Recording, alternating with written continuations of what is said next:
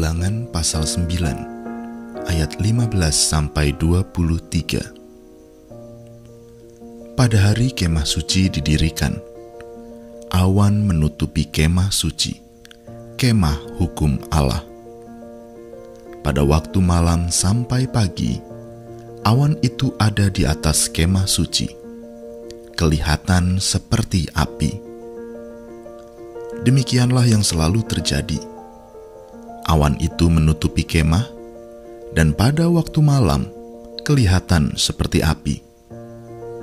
Setiap kali awan itu naik dari atas kemah, orang Israel pun berangkat, dan di tempat awan itu diam, di sanalah orang Israel berkemah. Atas titah Tuhan, orang Israel berangkat, dan atas titah Tuhan juga mereka berkemah. Selama awan itu diam di atas kemah suci, mereka tetap berkemah. Ketika awan itu lama di atas kemah suci, orang Israel memelihara kewajibannya kepada Tuhan, dan mereka tidak berangkat. Ada kalanya hanya beberapa hari awan itu di atas kemah suci. Atas titah Tuhan, mereka berkemah, dan atas titah Tuhan juga mereka berangkat.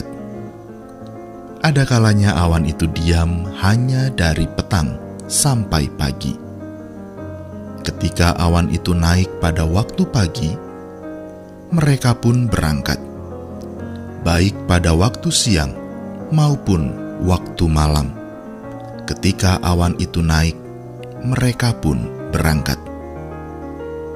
Berapa lama pun awan itu diam di atas kemah suci, baik 2 hari, sebulan atau lebih lama, orang Israel tetap berkemah dan tidak berangkat. Tetapi ketika awan itu naik, barulah mereka berangkat. Atas titah Tuhan, mereka berkemah, dan atas titah Tuhan juga mereka berangkat. Mereka memelihara kewajibannya kepada Tuhan menurut titah Tuhan dengan perantaraan Musa.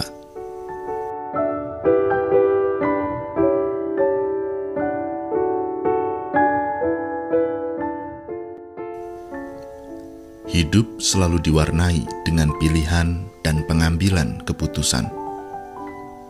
Ketika bangun pagi, kita sudah ditawarkan dengan pilihan antara mandi atau makan terlebih dahulu.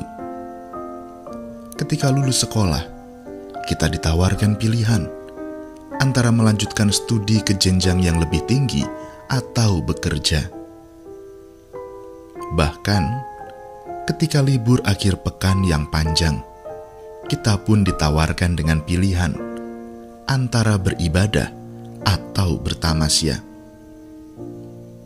Banyaknya pilihan di dalam hidup kita sesungguhnya menggugah kita untuk mempertanyakan, apakah yang menjadi dasar kita menentukan suatu pilihan? Suatu ketika ada seorang yang sedang mencari tempat untuk makan malam.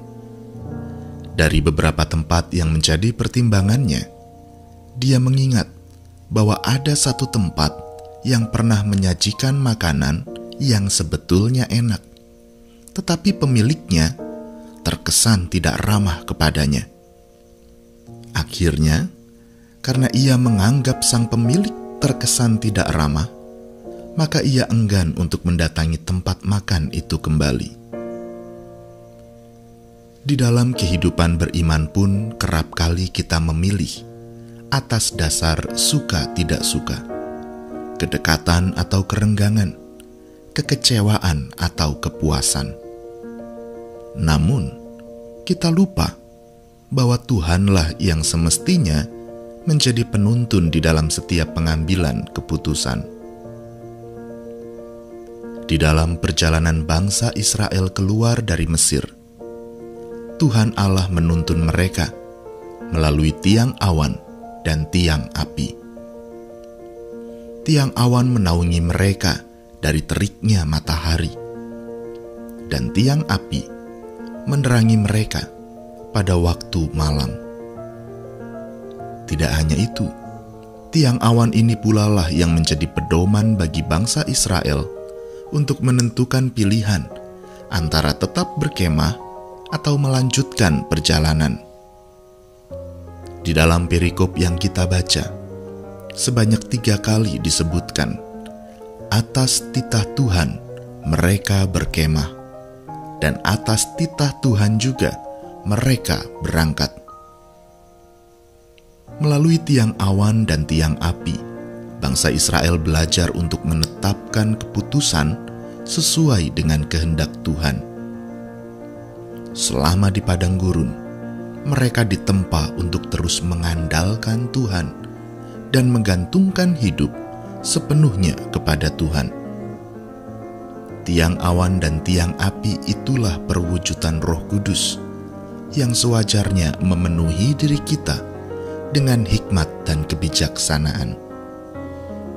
Kini, pertanyaan bagi kita, apa yang menjadi dasar di dalam keputusan yang kita ambil?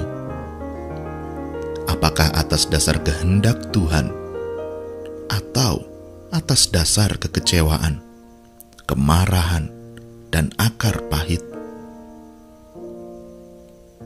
Kiranya Roh Kudus menuntun dan menaungi kita layaknya tiang awan dan tiang api di sepanjang perjalanan iman kita yang penuh dengan pilihan.